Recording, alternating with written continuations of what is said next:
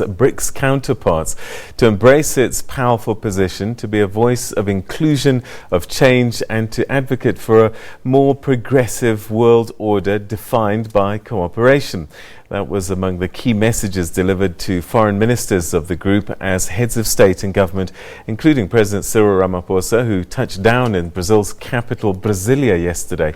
Now, South Africa's chief diplomat, Minister Naledi Pandor, has urged her counterparts not to merely recognize Africa's repositioning on the global stage, but to increase efforts in reforming the global governance system.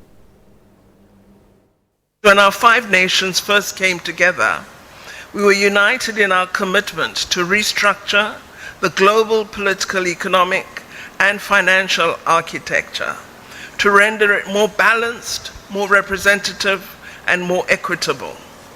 In this regard, a more pronounced effort must be made to reform the global governance system.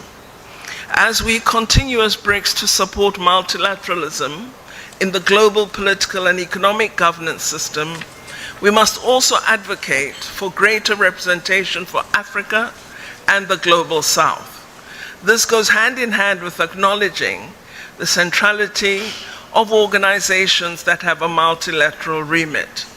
It is disconcerting that despite the progress made in these domains, Africa remains on the periphery of decision-making in most of these organizations. Well, our correspondent Sherwin Brycebees is in Brazil and joins us now live via Skype.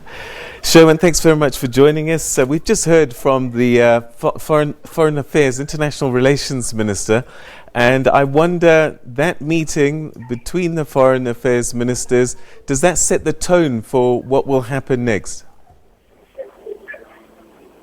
I imagine so, Peter. And what we're hearing from Naledi Pandor is an element of frustration, right? I mean, this is now a non-permanent member. South Africa is a non-permanent member of the UN Security Council. And I imagine that the reform, the changes that they are seeking is based on the lack of reform we are seeing in that multilateral system called the United Nations. They are speaking in their capacity as the incoming chairperson of the African Union. So clearly calling there on this BRICS forum to use its political weight. They have two permanent members of the Security Council in BRICS, China and Russia, and really calling on this collective to use its political muscle, its economic muscle, to push through the reforms that some of the smaller nations, particularly in Africa, have been calling on now for decades. They feel that this is a forum that perhaps has not punched above its weight since South Africa joined the grouping in 2011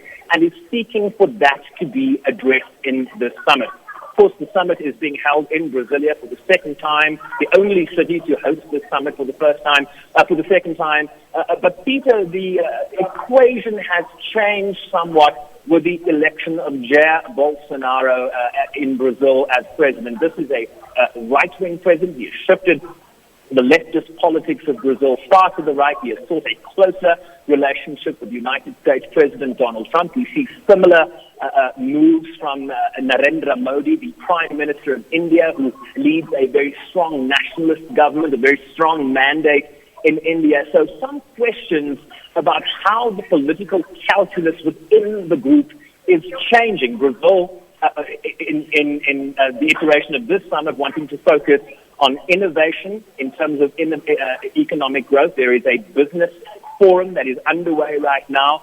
So, there's a business element to this summit, but also the political goals that this forum needs to achieve. And the message there from Naledi Pandor is perhaps it hasn't quite delivered given the expectations when South Africa joined in 2011. All right, so when you mentioned the Brazilian president, I believe that the Chinese president and the Brazilian president were meeting today, and part of that is to try and kiss and make up because there's been tensions between the two countries.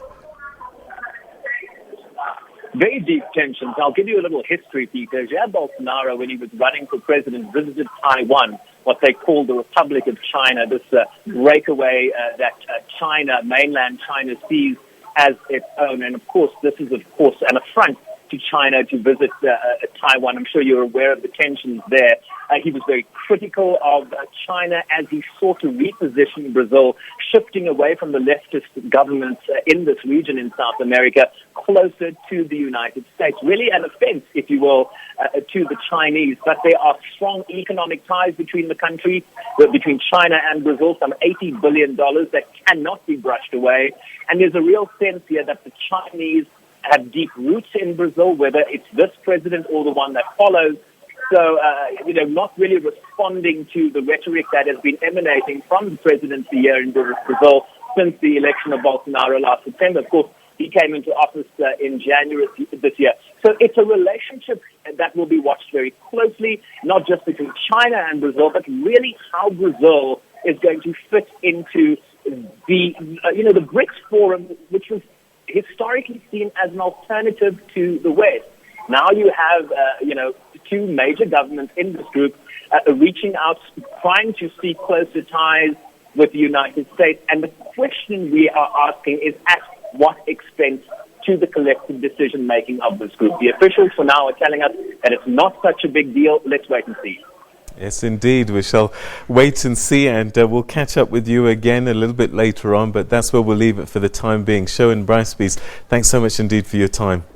All right, so that's our US correspondent, Sherwin Brycebees, who's currently in Brasilia, in Brazil, where for the first time a city is hosting the BRICS Summit for a second time, and that's the capital, of course, of Brazil, Brasilia. Palesa? Peter, thank you so much. Let's move along now and come back